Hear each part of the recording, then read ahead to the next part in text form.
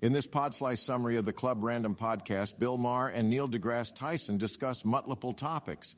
Bill asks what scientists like Tyson are talking about in informal gatherings, referring to the current hot topic in scientific circles.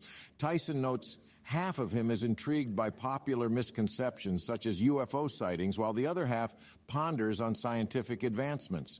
Delving into the nature of the scientific field, Tyson distinguishes it from art in terms of creativity. He notes that nature holds the final judgment on scientific creations, unlike in art where many interpretations can thrive. Tyson explains that for specific scientific phenomena, there's ultimately only one correct answer, unlike in artistic endeavors. They touch on how enhancements like chemicals can foster creativity in art. However, the empirical nature of science demands evidence-backed solutions. The conversation shifts into the comparison made between science and wine expertise, where Tyson admits to being an academic wine aficionado. They briefly ponder on orders of different wines around the world, showing Tyson's knowledge extends beyond the cosmos. One heated discussion centralizes around the reliability of human perceptions and the brain. They discuss how the human brain can be easily deceived, leading to varied interpretations of reality. Tyson holds that adding chemicals to the brain doesn't accommodate more apparent objective reality. Yet Bill insinuates it does, especially in unlocking creativity, setting a clear difference in their perspectives. The dialogue evolves into a critique of Tyson's factual disagreements with Maher.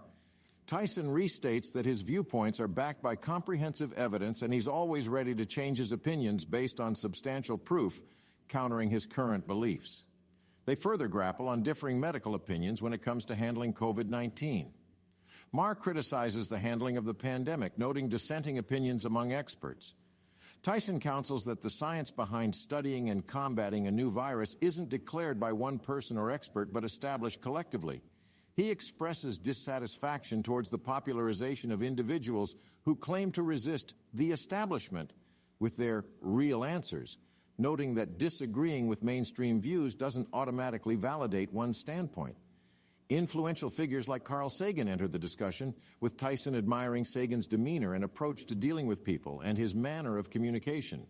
Sagan, Tyson's indirect mentor, embodies an example he found beneficial to emulate, particularly in the way Sagan interacted with people of differing views.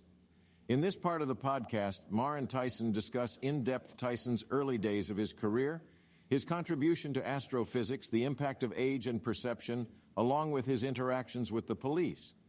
Tyson recounts his experiences related to college admission, saying that his application to Cornell caught Carl Sagan's attention due to his keen interest in astronomy. This led to Sagan personally inviting him to visit the campus. Tyson, amused, recalls how impressed he was when Sagan made a no-look reach for one of his own books to sign it for him. The conversation veers into making decisions for education. Tyson brought up his strategy during admission season. He would consult Scientific American, noting which institutions the authors had attended, as they were actual scientists and not journalists. This exercise led him to choose Harvard, given its association with renowned astrophysicists. Tyson humorously appraises the unique community of astrophysicists, highlighting that they represent only 0.0000125% of the world's population. Continuing the discussion on community, Maher comments on Tyson's lively, accessible communication style, despite his deep knowledge of complex scientific concepts.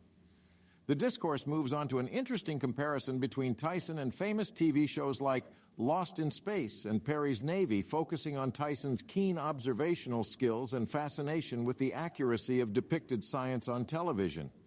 Tyson and Maher hilariously discuss episodes involving Captain Kirk from Star Trek, including the first interracial kiss scene on television. They then review how dramatic societal changes have happened over their lifetimes. This leads Tyson to share a memorable instance from a conference he attended in the early 90s, where he and other African-American PhD physicists discussed experiences of being stopped by the police without any eventual citations, prompting the reflection on how much racial profiling has changed over 30 years.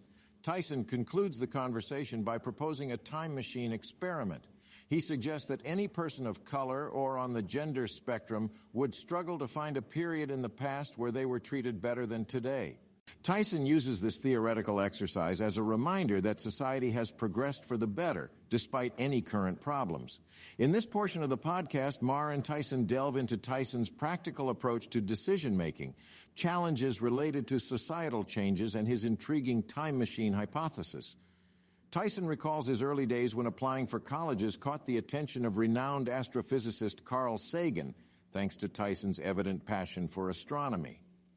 The story quickly enchants the audience when he fondly remembers Sagan signing one of his own books for him. Tyson elaborates his strategic approach during the admission process. He would research which institutions the authors of Scientific American attended, favoring scientists over journalists. Amongst laughter, Tyson underlines the rarity of astrophysicists, stating they represent a minuscule 0.0000125% of the world's population.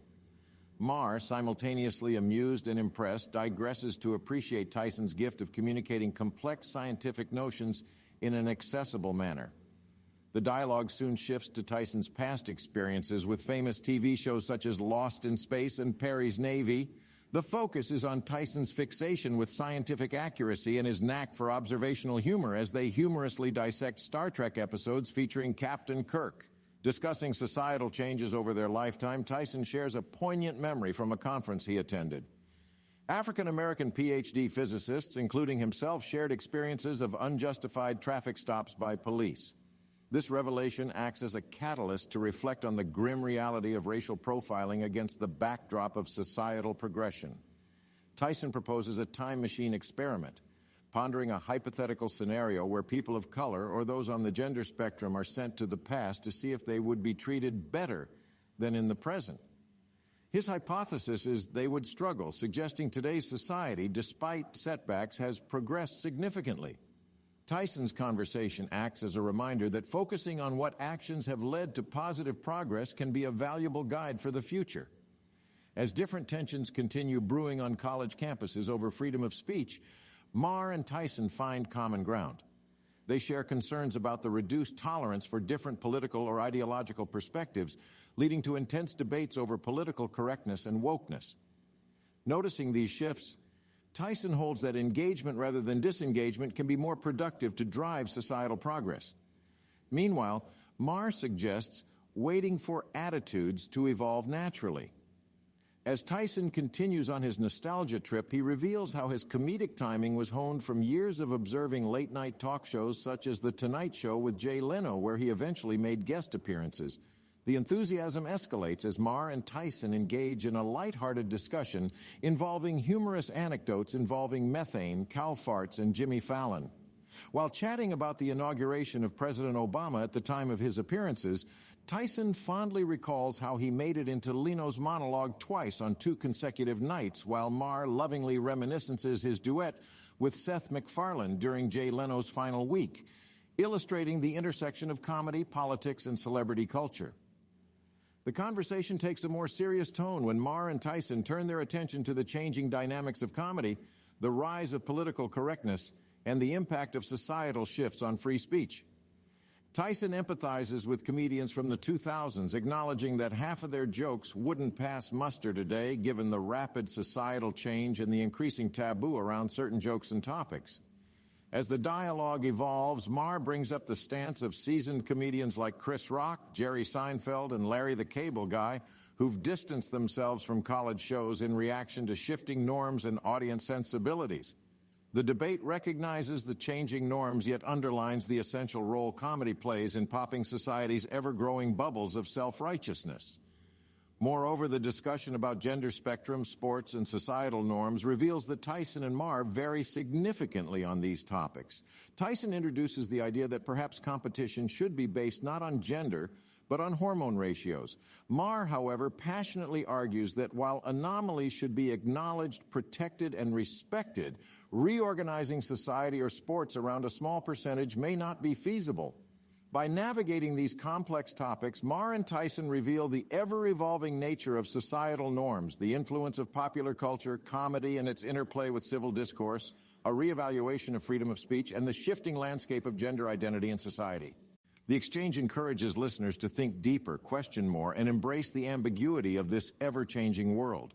In an intriguing twist, Tyson muses about the concept of wrestling matches where contestants are organized not by gender, but by hormone ratios.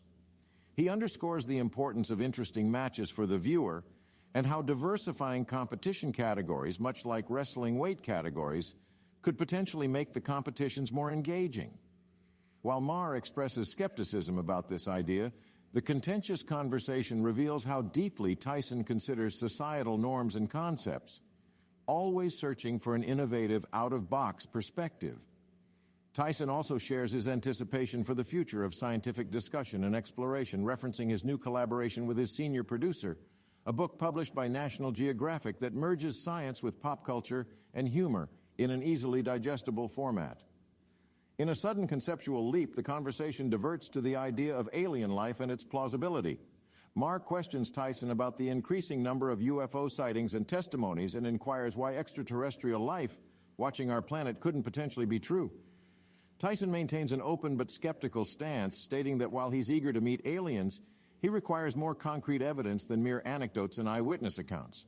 He stresses the importance of solid, verifiable data in science, partly debunking the UFO sightings that Maher recounts.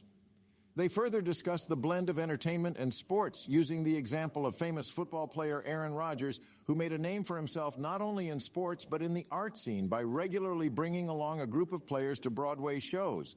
Tyson fondly recalls Rodgers expressing interest in visiting the planetarium, albeit it didn't physically materialize. Both Tyson and Maher reaffirm the importance of embracing all aspects of a city, especially in a cultural melting pot like New York, further bridging the gap between science, sports, and entertainment.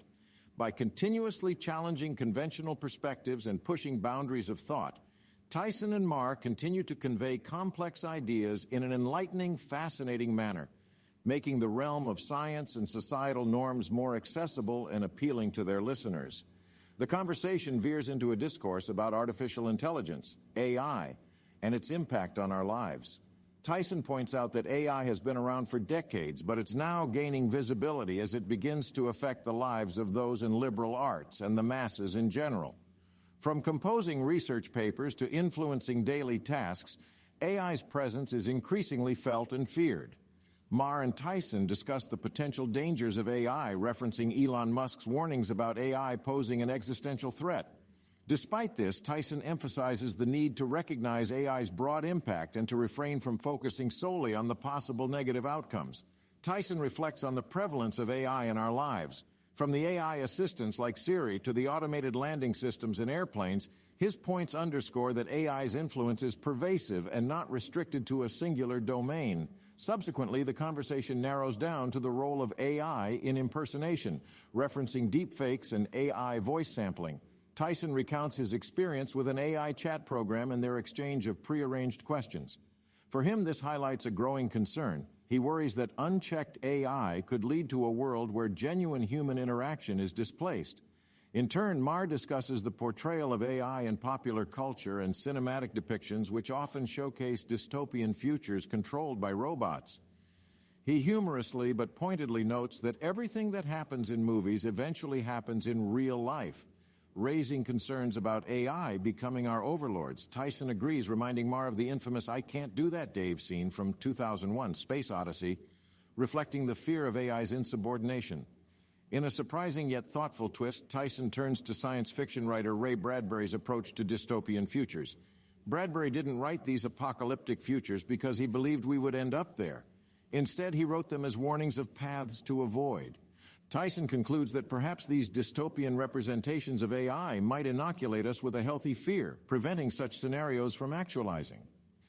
Finally, Maher and Tyson express their shared worry about humanity's limitation and its inability to be the stewards the future requires. They question human wisdom and our capacity to shepherd civilization towards a sustainable, balanced future where technology, especially AI, is an enabler and not a threat.